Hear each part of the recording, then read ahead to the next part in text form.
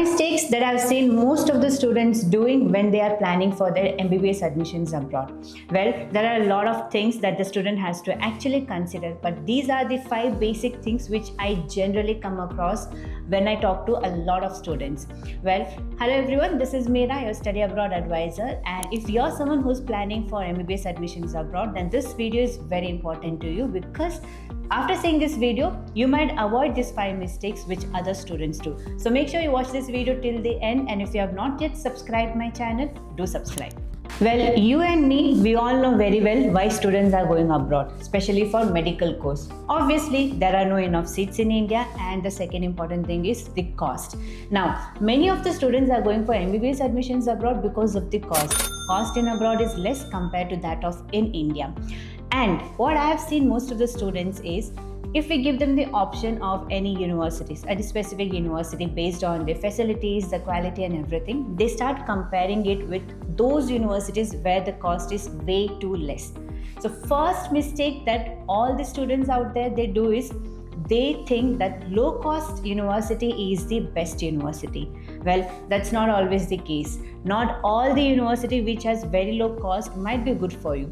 Obviously, the cost when we compare from India, it's way too less.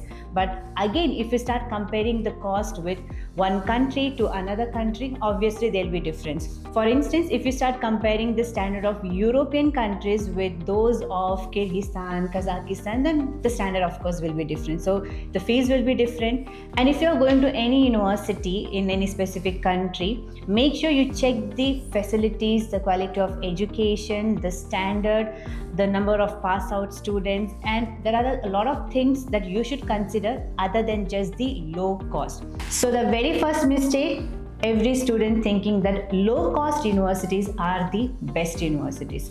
No, there are universities with a little higher cost and still being best for you. Second thing, well, everything is online. Anything that you're looking for, you can just check online and you get the answers. But let me ask you one thing. Is your Google always right?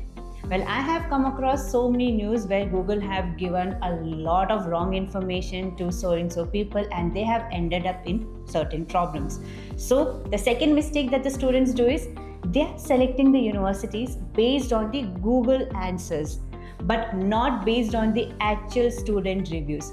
Now, how do you think you can find the actual student reviews? It's very, very simple. Trust me guys, everything is digital. I don't think any student who is of your generation is not on Instagram or Facebook. And these days, everything is openly available on internet.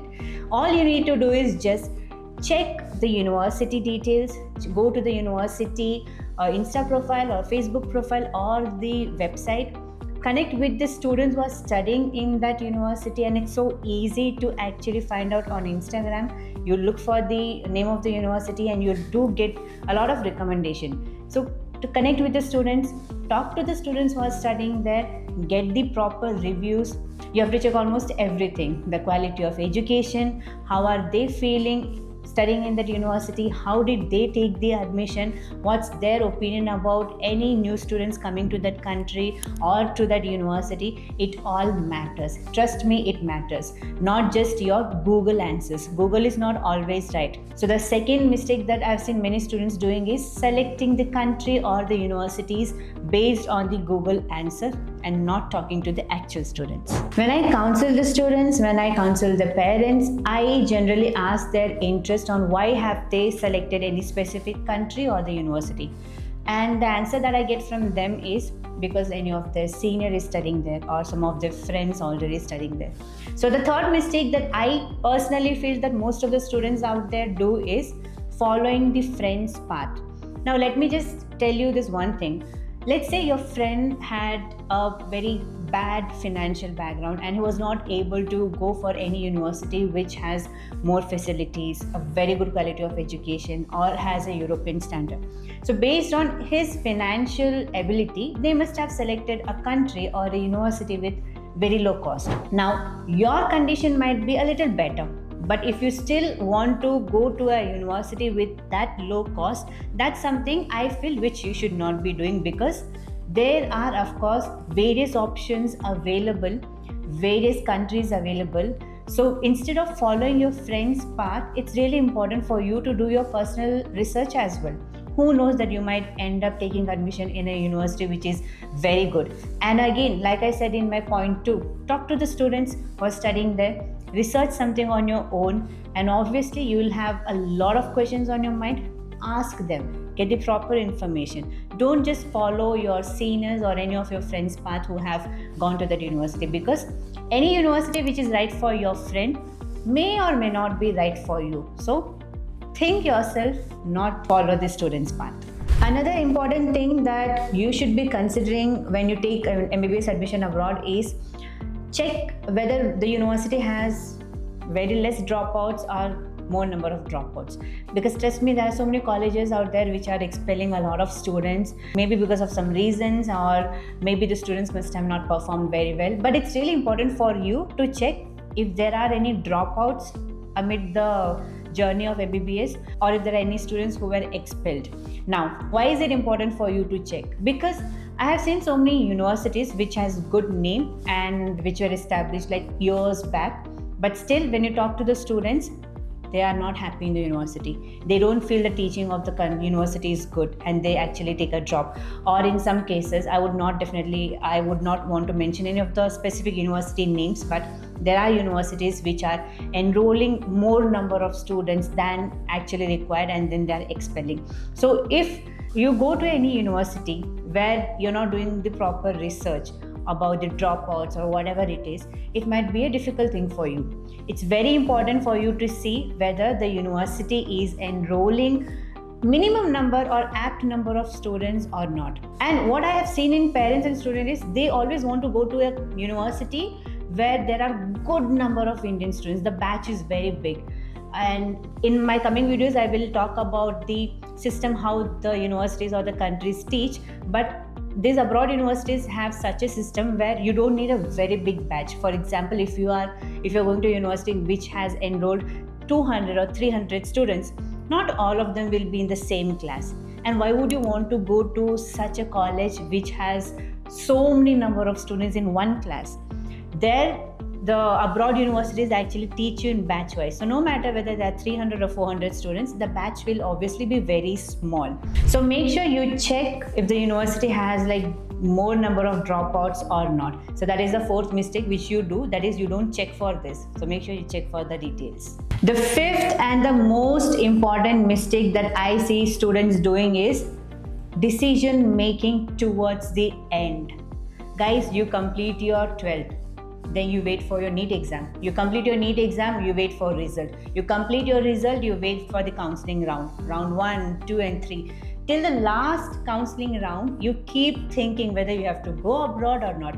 It's very simple for any student to understand whether or not they'll get a seat in India, whether or not they'll get a government seat in India. So if you are very clear, once you see your score, it's right there. You will know whether you'll get a government seat or not.